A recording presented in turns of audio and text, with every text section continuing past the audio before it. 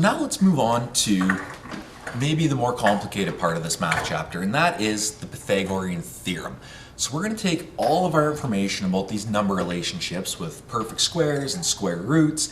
We're going to apply that to triangles, and only a specific type of triangle, because Pythagorean theorem only applies to 90 degrees or right angle triangles. So let's just check out what the different parts of this triangle are called. I've got two leg sides of a triangle. So my two legs I'm going to call leg A and leg B. My other side of the triangle is the diagonal that connects those two legs, and it's opposite the 90-degree angle. That's called the hypotenuse, and we also label that side C on our triangle. And the hypotenuse is always the longest side. Mathematically, it has to be the longest side. So now that we've got some terminology, let's go ahead and try and solve a Pythagorean theorem triangle. All right, so I've got an example triangle set up. We've got a right angle triangle. Leg A is 4, leg B is 3, and hypotenuse C we're missing. We're going to calculate that. So what I'm going to do here is just use some of the skills we've worked on so far this unit. I'm going to take side A and literally I'm going to make a square out of side A. So there's a square, and what I'm going to do is just label that as A squared, because that's really what we've done. We've made a square out of it. Now, what we've learned earlier in the unit is to square a number means to times it by itself. So A squared is going to be, well, side length A is 4, so it will be 4 multiplied by 4. And the answer to that is that A squared is equal to 16. We'll do the same to side B. We'll literally make a square out of side B. Here we go. And I'll call this B squared. And again, B squared is going to be equal this time to 3 multiplied by 3. And B squared is equal to 9. Okay, so now we've got two squares, and we're going to look for a relationship between side A squared, side B squared, and side C squared. Now, side C squared is a little bit difficult because I don't have graph paper or grid lines that I can follow to count because it's on a diagonal. So what we're going to do is I'm just going to take single cubes and just apply those to side A and side B. It's actually the C relationship between A squared and B squared. C squared, we got 16 times B.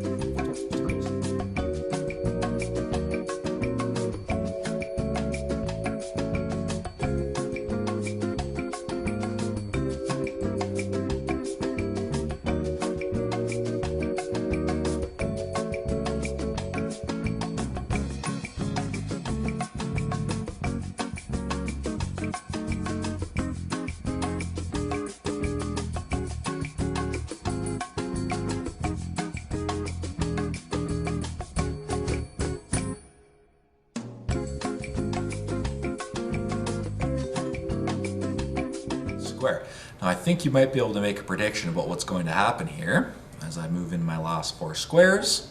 So I've got all of my green squares from side A, all of my pink squares from side B, and what you can see is that when I combine all the squares from side A and all the squares from side B, I actually get how many squares there are inside C, and that's something really cool and really important. That is the essence of the Pythagorean theorem. The fact that if we square side A and we square side B and add them together, what we get is the square of side C. So 16 plus 9 equals, in this case, 25. So you can see if I counted all these up, it would be 5 by 5. So side C squared is equal to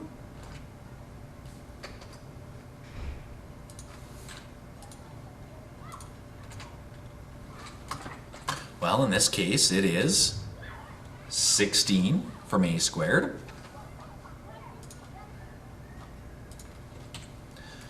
plus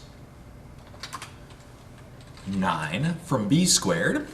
And then when I add those together, C squared is equal to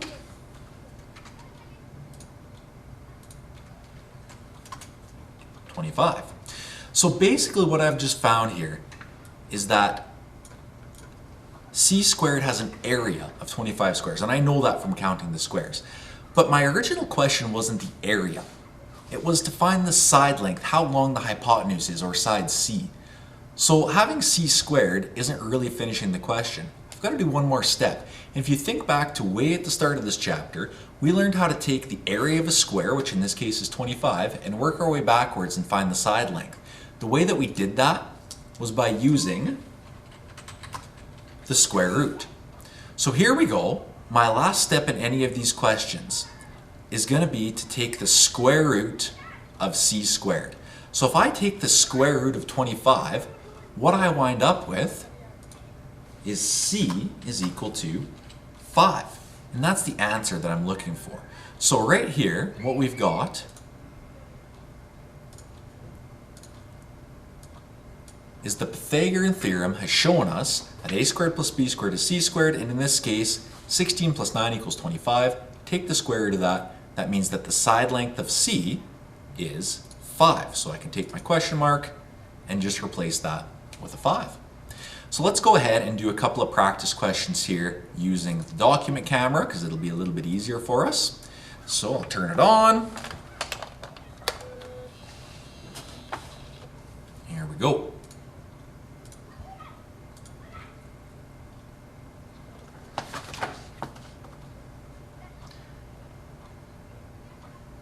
Six units by 8 units. We're going to try and find out what that hypotenuse is. So let's go ahead and label those 6, 8. This is side A, this is side B, and our hypotenuse is side C. We don't know what side C is, so I'll put a question mark there. What we're going to do here is literally make squares out of these. So I'll make this one 6 by 6.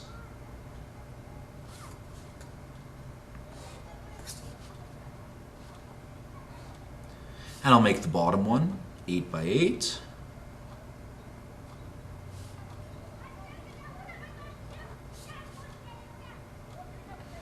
And I'll try to make the best square that I can out of side C. I know it's not going to be perfect, but I'll make an attempt. Something like that for side C. So if we square side A, this is going to be a squared is equal to 6 multiplied by 6. A squared is equal to 36. For side B, b squared is equal to 8 times 8. B squared is equal to 64. Then side C squared is equal to, well, a squared plus b squared. We already know what both of those values are. A squared is 36, and b squared is 64. When I add those together, 36 plus 64, that answer is 100. So that means the area of that square that I've just drawn there is 100 units. Could be 100 centimeters squared, 100 meters squared, whatever unit of measurement you're using. So if the area of this is 100, we'll call it centimeters squared, I need to take the square root of that in order to find the side lengths of those squares, and it just so happens that one of those side lengths lines up perfectly with the hypotenuse of my triangle.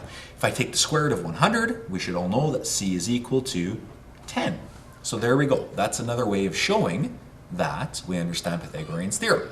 Let's do one more. This time I'm going to use one that doesn't work out with whole numbers. So everything we've done so far, the first triangle we worked on with sides of 3, 4, and 5, and this one that is sides 6, 8, and 10, we call those Pythagorean triples because they are right angle triangles and they're whole numbers on all 3 sides.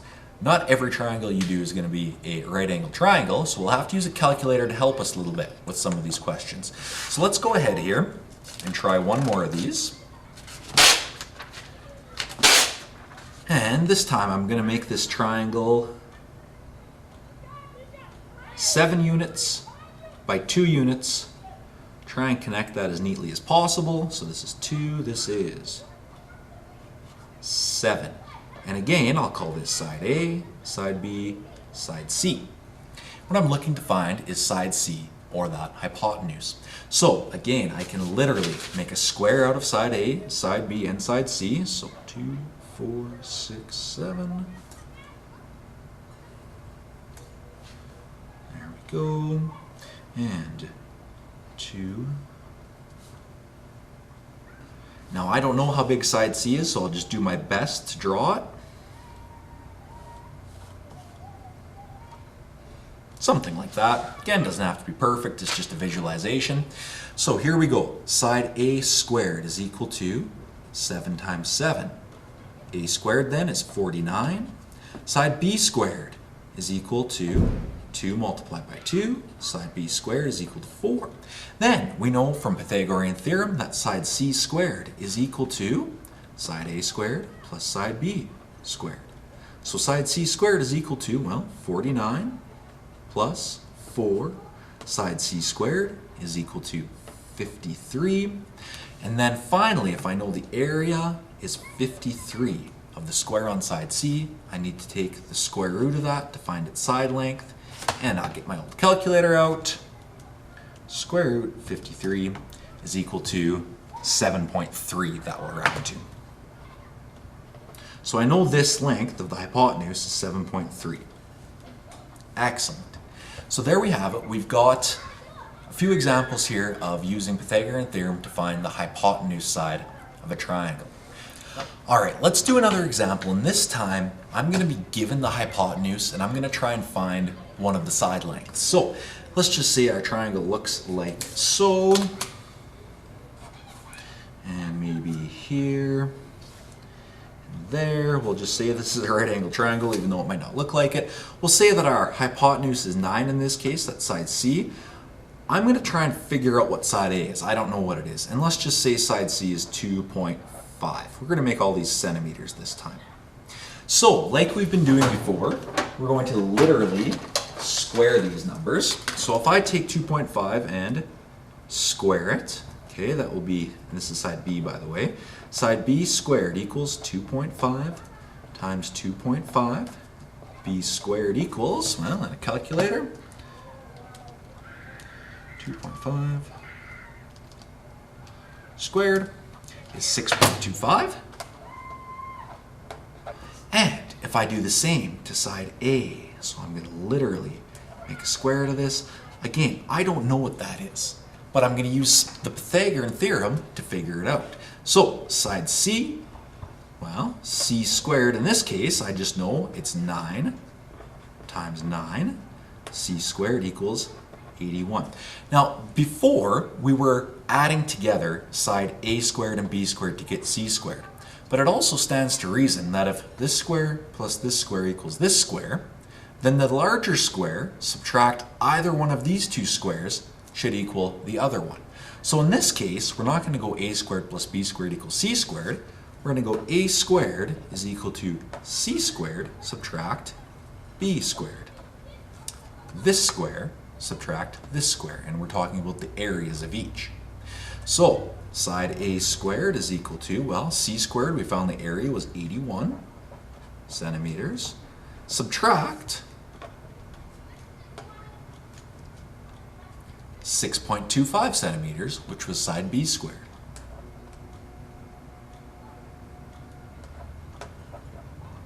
And we find that side A squared is equal to 74, that's not right. Yes, it is. 74.75 centimeters squared.